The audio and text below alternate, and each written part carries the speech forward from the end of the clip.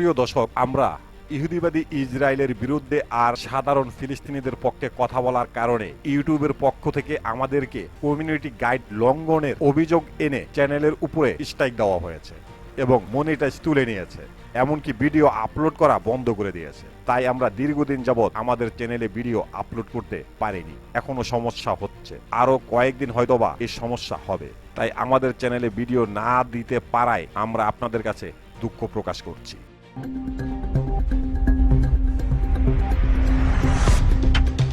আসসালামু আলাইকুম, সবাইকে স্বাগত বিডি টাইমসের।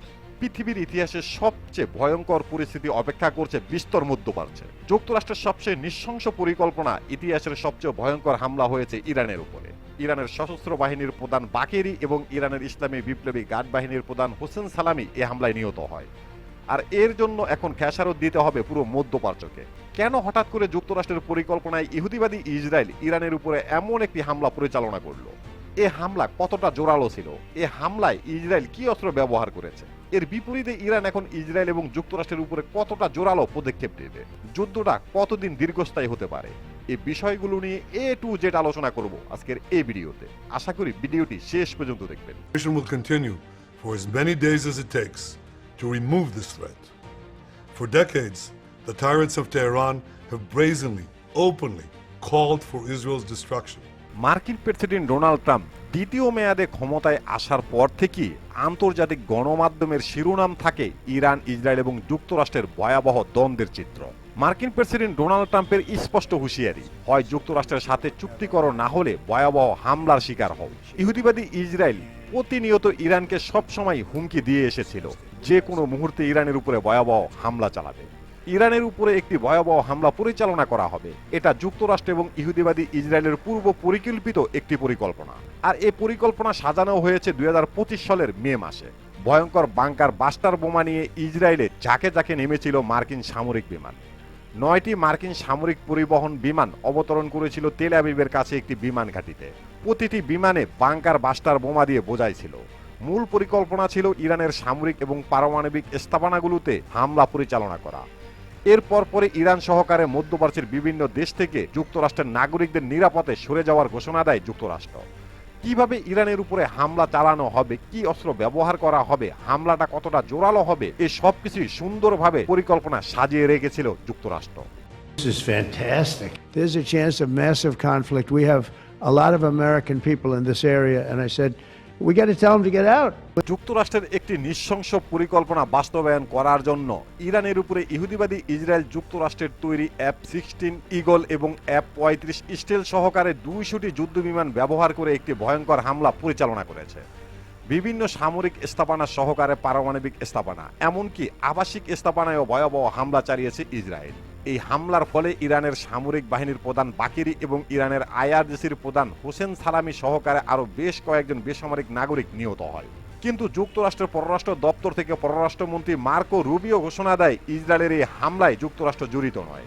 এমনকি যুক্তরাষ্ট্র এই হামলায় কোনো রকম সহযোগিতা করেনি। তাই ইরানকে একদিকে অনুরোধ, অন্যদিকে হুঁশিয়ারি দিয়ে রেখেছে যুক্তরাষ্ট্র যেন যুক্তরাষ্ট্রের কোনো সামরিক স্থাপনায় ইরান হামলা না চালায়। ইরানের উপরে ভয়াবহ হামলা পরিচালনা করার পর ইহুদিবাদী ইসরায়েল ঘোষণা দিয়েছে তাদের এই হামলা অব্যাহত থাকবে। অপরদিকে আবার নিজ দেশে জরুরি অবস্থা জারি করে রেখেছে ইহুদিবাদী Israel. The tyrants of Tehran have brazenly, openly called for Israel's destruction. They've backed up their genocidal rhetoric with a program to develop nuclear weapons. এবার আসা যাক ইরানের উপরে যুক্তরাষ্ট্রের পরিকল্পনায় ইহুদিবাদী ইসরায়েল যে ভয়াবহ হামলা চালিয়েছে, এর ফলাফল কি হতে পারে। ইরানে ইসরায়েলের হামলার কারণে পরিস্থিতি কতটা ভয়াবহ হবে তা ইতিমধ্যেই আন্দাজ করতে পেরেছে জাতিসংঘ, যুক্তরাষ্ট্র, এমনকি মধ্যপ্রাচ্যে যুক্তরাষ্ট্রের বিশ্বস্ত গোলামরা পর্যন্ত। ইতিমধ্যে যুক্তরাষ্ট্রের সবচেয়ে বিশ্বস্ত গোলাম সৌদি আরব ইরানের উপরে ইসরায়েলের হামলার নিন্দা জানিয়ে এমনকি ইসরায়েলকে ভয়াবহ বার্তা পাঠিয়েছে। ইরান ইসরায়েলের মাঝখানে অবস্থিত জর্ডান ইতিমধ্যে তাদের দেশের সমস্ত আকাশসীমা বন্ধ ঘোষণা করেছে। জাতিসংঘের পক্ষ থেকে ঘোষণা করা হয়েছে ইহুদিবাদী ইসরায়েল ইরানের উপরে যে হামলা পরিচালনা করেছে তা আন্তর্জাতিক আইনের লঙ্ঘন। এখন যদি এই যুদ্ধ তীব্র থেকে তীব্র আকার ধারণ করে, এর দায়ভার শুধুমাত্র ইহুদিবাদী ইসরায়েলকে নিতে হবে। মার্কিন প্রেসিডেন্ট ডোনাল্ড ট্রাম্প ঘোষণা দিয়েছে ইসরায়েলের এই হামলার সাথে যুক্তরাষ্ট্র জড়িত নয়। তাই ইরান যেন যুক্তরাষ্ট্রের কোনো সামরিক ঘাঁটিতে আক্রমণ না করে। But it also has its upside, like you're going to save a lot of lives. if it should happen. Hopefully that doesn't happen. Right?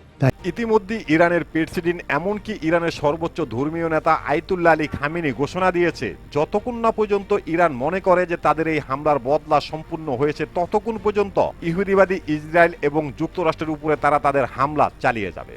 এবং হামলা কতটা জোরালো হবে, কতটা ভয়ানক হবে, কি কি অস্ত্র ব্যবহার করা হবে, ইরানের সামরিক বাহিনী কারো কাছে অনুমতি ছাড়া তা ব্যবহার করতে পারবে। ধারণা করা হয় যে কোনো সময় যে কোনো মুহূর্তে জ্বলে উঠতে পারে ইসরায়েল, এমনকি মধ্যপ্রাচ্যে ছড়িয়ে ছিটিয়ে থাকা যুক্তরাষ্ট্রের বিভিন্ন সামরিক ঘাঁটি। ইরান ব্যবহার করতে পারে তাদের সর্বাধিক আত্মঘাতী ড্রোন, বিভিন্ন ধরনের মিসাইল, এমনকি হাইপারসনিক ক্ষেপণাস্ত্র পর্যন্ত। ইরানের সাথে সরাসরি যুক্ত হতে পারে হিজবুল্লাহ, ইয়েমেনের আনসারুল্লাহ বাহিনী। আর ফিলিস্তিনের স্বাধীনতাকামী সংগঠনগুলো তো যুদ্ধে অলরেডি যুক্ত রয়েছেই, পাশাপাশি যুক্ত হবে ইরাকে ইরানের বেশ কয়েকটি ফ্যাক্সি বাহিনী।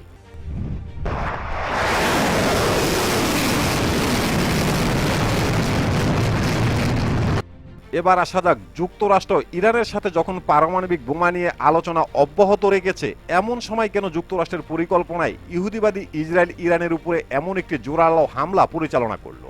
রেডিও তেহরানের পক্ষ থেকে জানা যায়, ইরানের সাথে যুক্তরাষ্ট্র যে আলোচনা হয়েছে সেখানে ইরানের পক্ষ থেকে বলা হয়েছে ইহুদিবাদী ইসরায়েলের কাছে যে পারমাণবিক বোমা রয়েছে সেগুলো যদি ধ্বংস করা হয় তাহলে ইরান তাদের পারমাণবিক কার্যক্রম শূন্যের কোঠায় নামিয়ে আনবে। এছাড়া ইরান তাদের পারমাণবিক কর্মসূচি কোনো প্রকারই বন্ধ করবে না। কিন্তু যুক্তরাষ্ট্র ইরানের এই প্রস্তাব সরাসরি প্রত্যাখ্যান করে। এরপরে আলোচনা থেমে যায়। ইরানের উপরে হামলার ভয়াবহ পরিকল্পনা তৈরি করে ওয়াশিংটন। আর যুক্তরাষ্ট্রের এই পরিকল্পনার অংশ হিসাবে ইরানের উপরে ইহুদিবাদী ইসরায়েলের ভয়াবহ এই হামলা।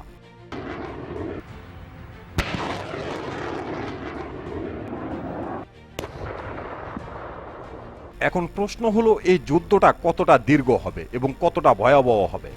আন্তর্জাতিক বিশ্লেষকরা দাবি করেছে যুক্তরাষ্ট্র এখন সাধ্যমতো চেষ্টা করবে ইরানকে শান্ত করার জন্য, যেন যুক্তরাষ্ট্রের কোনো সামরিক স্থাপনায় হামলা না চালায়, ইহুদিবাদী ইসরায়েলের উপরে যেন হামলা পরিচালনা না করে ইরান। যদিও ইসরায়েলের উপরে হামলা পরিচালনা ইরান করবেই, আর সেই হামলাটা যেন সীমিত আকার হয়, এর মাধ্যমে যুদ্ধটা যেন বেশি দীর্ঘ না হয়। আর এই জন্য ইরানকে বেশ কিছু লোভনীয় অফার করা হবে যুক্তরাষ্ট্রের পক্ষ থেকে, যেমনটা তারা দীর্ঘদিন যাবৎ বিভিন্ন দেশের উপরে করে আসছে। কিন্তু যুক্তরাষ্ট্রের এই চেষ্টা হয়তোবা এবার সফল হবে না, কারণ ইরানের সামরিক বাহিনীর প্রধান এমনকি আইআরজিসির প্রধান এই হামলায় নিহত হয়েছে। তাই ধারণা করা যায় ইরানের পক্ষ থেকে যে হামলা পরিচালনা করা হবে তা হবে অনেক জোরালো। ইরানের হামলা যে কতটা জোরালো হবে তা অনেকটাই আন্দাজ করতে পেরেছে, কারণ এর আগে ইরান ইহুদিবাদী ইসরায়েলের উপরে অপারেশন টু প্রমিস নামের একটি হামলা পরিচালনা করেছে, যা আজও গোটা পৃথিবী সাক্ষ্য দিচ্ছে কতটা ভয়াবহ পরিণতি হতে পারে ইসরায়েলের।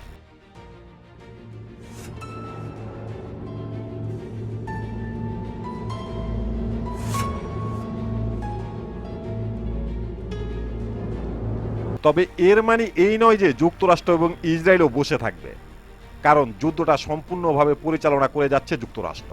তাই অনেক বিশ্লেষক দাবি করেছে এই যুদ্ধ হতে পারে বিস্তর মধ্যপ্রাচ্যের জন্য একটি ভয়াবহ চিত্র, কারণ একদিকে মধ্যপ্রাচ্যের প্রায় প্রতিটি দেশে রয়েছে যুক্তরাষ্ট্রের সামরিক ঘাঁটি, অপরদিকে বিভিন্ন দেশে রয়েছে ইরানের তৈরি করা অসংখ্য পরিমাণ শক্তিশালী প্যাক্সি বাহিনী। তাই এখন শুধু দেখার পালা ইরান যুদ্ধটাকে কোন দিকে নিয়ে যায়। হতে পারে এই যুদ্ধ থেকে শুরু হতে পারে পুরো পৃথিবীর ধ্বংসের সূত্রপাত। আর এমন একটি যুদ্ধ যে শুরু হবে তা ধারণা করেছে বিভিন্ন দেশের বিশ্লেষকরা, বিজ্ঞানীরা, জ্যোতিষীরা, বিভিন্ন ধর্মীয় স্কলাররা। জ্যোতিষী, বিজ্ঞানী, ধর্মীয় ভবিষ্যৎবাণী, এ প্রতিটি বিষয়ে মনোযোগ সহকারে বিশ্লেষণ করলে স্পষ্ট বোঝা যায় এমন একটি যুদ্ধের সম্ভাবনা রয়েছে 2025 থেকে 2026 সালের মাঝামাঝি। কিভাবে ভবিষ্যৎবাণী করা হয়েছিল আর বিভিন্ন ধর্মগ্রন্থে কি রয়েছে এই যুদ্ধ সম্পর্কে, এই বিষয়ে জানতে দেখতে পারেন আমাদের এই ভিডিওটি। প্রিয় দর্শক, আমাদের প্রতিটি ভিডিওর ইনফরমেশন উল্লেখযোগ্য ভেরিফাই পেজ থেকে সংগ্রহ করা। এরপরও যদি ভুল হয়ে থাকে তাহলে অবশ্যই কমেন্ট বক্সে জানিয়ে দেবেন। এখানেই শেষ করছি আমাদের আজকের প্রতিবেদন। আল্লাহ হাফেজ।